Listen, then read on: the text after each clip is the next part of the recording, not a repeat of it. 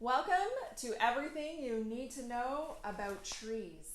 About kale and SwissChard and spinach. Might not be everything there is to know, but today it's everything you need to know.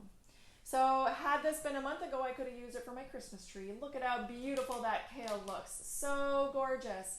And interesting, kale is actually sweeter after a first frost has hit it in the garden. So you can buy all kinds of different kale.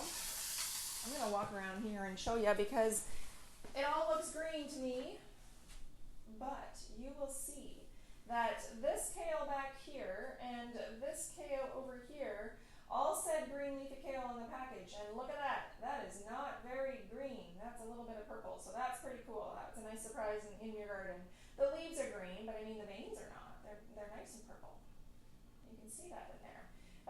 So we have some flat leaf kale. We have some curly kale, and that's typically the one that you see in the grocery store.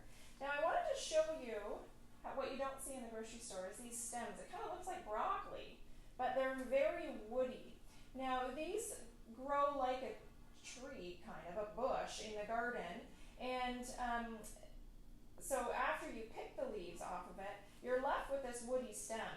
Now if you grow it in your garden, then just leave that woody stem there, chop it off, and over the winter, it will just go into hibernation, and come spring, it'll likely start shooting out these new green shoots, and it'll grow all of those little bits. You can see them right here. It'll start to grow all of those again, so you will not even have to replant it the second year. So have fun with that. And remember, it does get sweeter after that first frost. All right, so kale, you can see all the green, all the dark green, and we always talk about go and choose in the grocery store, choose the darker the better, right? So what makes things green? There's a multitude of vitamins, but the green is chlorophyll. Chlorophyll makes things green, and we know this from public school. We learned about how chlorophyll in the leaves changes all those colors. But chlorophyll is actually a cancer-fighting agent as well. So when you're eating these green leafy vegetables, you can think about how you're doing your body so good by eating a lot of different vitamins and minerals, chlorophyll being one of them. I have a whole list because I can never remember what's in everything. So kale, we have a lot of these antioxidants, which are things that come in and into our body, and they come out of the food, and they go and they kind of vacuum up all of these other cells that aren't doing well. They're not healthy cells. So these antioxidants are lutein and zeaxanthin. So these are two really important ones that do these antioxidant properties in our body. They're full of vitamin A as well, and some beta carotene in kale, which beta carotene is making the carrots orange, so it's kind of interesting. Maybe it's more so in the different colored kale, but I love it. But there's also a lot of vitamin C in kale. So not just in your citrus fruits. We can eat our kale, our green, to get our vitamin C. Now remember that a lot of vitamins, once we start to cook them, they get broken down, especially that vitamin C. It's very quick to dissolve, very quick to break down. So when you eat things fresh, you get the vitamin C no problem. When you start to cook them, freeze them, can them, vitamin C is lost, most of it. But that's okay. We get a vitamin C from a lot of things. Kale is told to be one of the most nutrient-dense foods on our planet. So that's pretty exciting because it is definitely one of the cheapest to grow, one of the easiest to grow, because that compared to spinach, well, spinach is great, but it likes the cooler weather. So you'll only get it at the beginning of the summer, and then maybe if you plant it again at the end of the summer, but not all the way through that heat. So it's a little temperamental. So kale will grow all summer long, fall and summer and spring. So that's pretty fantastic. So kale is in the family like broccoli and cauliflower and Brussels sprouts, in that sulfur-containing group, the cruciferous group. So you know about all the good health benefits from those as well. We've heard things like cancer fighting, good for eye health, good for immune boosting, good to fight off all those colds and flus that are coming our way in the winter. So we're also talking spinach today. I have a bag here that was full of spinach, and you can get bags, containers. Just make sure that if you get a container, if it doesn't say already washed, then you need to wash it yourself. These bags, I do find that if you leave the greenery in the bag for more than 2 or 3 days, because food continues to grow, and not grow, but continues to ripen, it's going to start to get darker and black and a little bit slimy. That's just it ripening, right? I don't know if you've ever taken a spinach leaf and broken it in half. In a few minutes, it's going to get a lot darker. And so those ones that go bad first in the bag were just the ones that were kind of trampled a little bit. They just get pushed together, and those cells in there with water start to break up. So it's not a bad thing, but those black things are the leaves are gonna turn the other leaves around them pretty black quickly. So you want to go through and just add some paper towel to the sides of those to take out the moisture. And then every couple of days, whatever you haven't eaten, definitely take out the dark ones that are going a little bit slimier. All right, so spinach does come in baby sized and then bigger sized. So if you're wanting to eat it in a salad, I would definitely suggest the baby spinach like this. The bigger leaves are just a little bit tougher. You can definitely eat the stem part as opposed to the kale, where that stem part is not edible. You're going to be chewing for a long time. If you want something to chew on, go for it. Versus the spinach, you can definitely do that. So I should show you, take out one of these lovely kales. So in order to eat this, like in a recipe, it'll say if you're making a salad, take off the leaves. So you wash this off, because often the dirt will get in here, and this is all nicely washed. You can see it's all clean. So, but this middle part there is too tough to eat. So all you want is the dark green leaves. So it's very simple. It's a lot easier than herbs. So all you do is just turn it like this, rip your leaves off this way, and you'll be able to feel that there's even some of these ribs going all the way up the center that are going to be tough. So you might even want to leave that rib there and just get the greenery from around it. That will make a much more enjoyable salad if you don't get the ribs that are tough.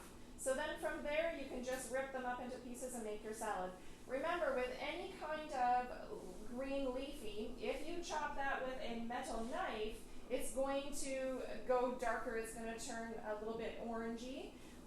It's mostly noticeable with lettuce leaves, not so much with this. Now, if you're making a salad and you can choose lettuce leaves or kale or a combination, but you want to eat that salad for 3 or 4 days, the best thing to do is to choose kale or SwissChard to add to the mix, because it doesn't wilt, it doesn't get all soft.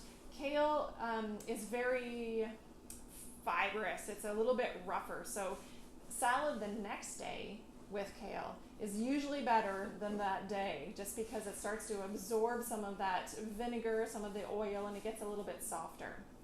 So that is kale. So let's talk about some SwissChard. So SwissChard isn't as common in these parts. I know that Europeans eat it quite a bit, but it comes in some very beautiful colors.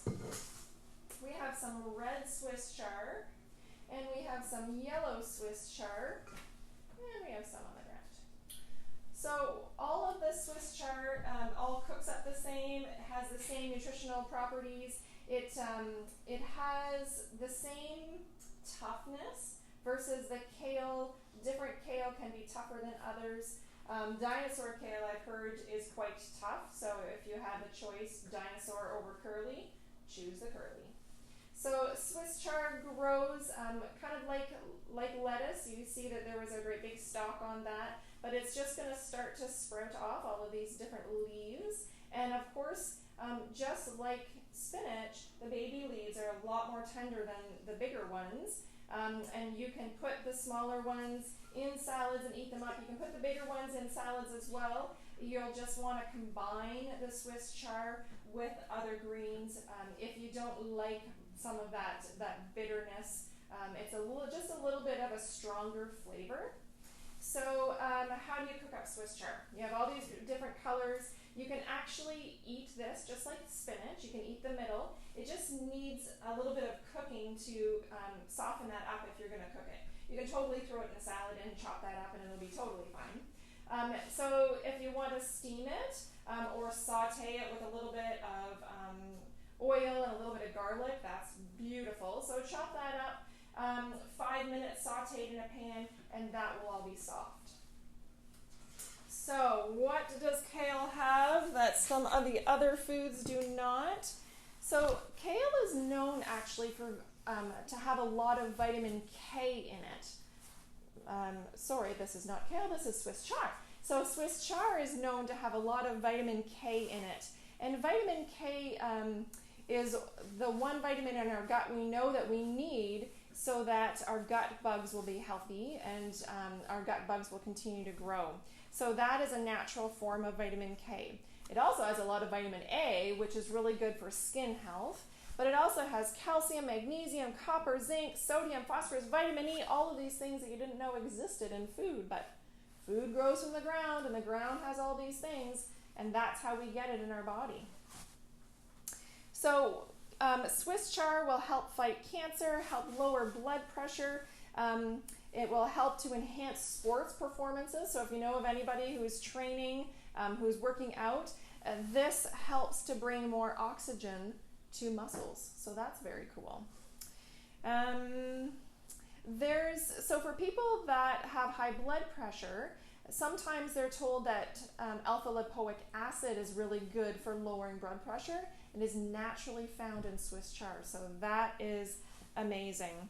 1 cup of these greens is about 4 grams of fiber, and that's actually really good because if we look at the day, we need 25 grams of fiber. Well, already in 1 cup of greens, it's 4. That's a good way to start your day. So there you have it. We've got all kinds of greenery that now you know about that you can see in the grocery store. With this stuff especially, you can put it on pizza, you can put it in omelets, you can put it in green salads, you can add some leaves to pasta. You can do all of that, especially with SwissChard. With the kales, it's really good as a sauteed vegetable. You can cook that up, you can add garlic to it, you can put it right in a salad and do a mixture of greens, or you can just make a kale salad. Ask Rebecca and Marianne, we have a fantastic kale salad recipe that has pineapple in it. It's quite delicious. So hopefully you've learned a little bit about what you can do with greenery. And